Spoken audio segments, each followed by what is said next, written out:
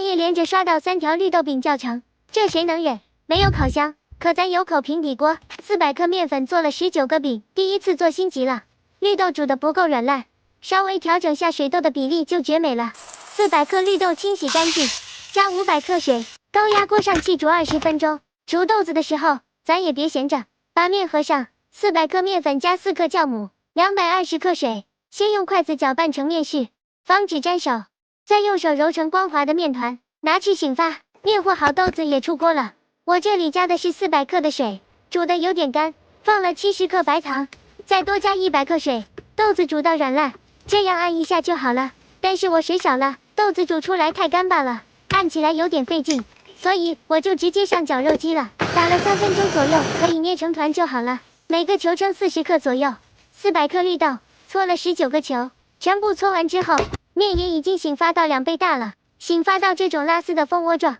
撒点干面粉防粘，移到揉面垫上，揉搓排气之后，和绿豆馅一样分成19个面团，简单揉一下，团成这种圆的剂子，全部团完。从第一个开始擀皮，皮不需要擀得太大，绿豆馅放进去，虎口往上收口，收紧了之后，手轻轻按一下收口处就可以了。找个底部平整的东西，压一下这个饼，平底锅稍微刷一点点油，做好的饼放进去，开最小火焖5分钟，翻面之后再继续焖个5分钟。馅是熟的，不需要烙太久，一锅正反两面10分钟左右，烙到两面金黄，就可以直接出锅了。平底锅烙出来也是一样的暄软，外皮还有点酥酥脆脆的。400克绿豆，400克面粉，成本不到10块钱，烙了足足19个绿豆饼。有了这次的经验，明天稍微改动下配比，再做点红豆饼看看哪个更好吃。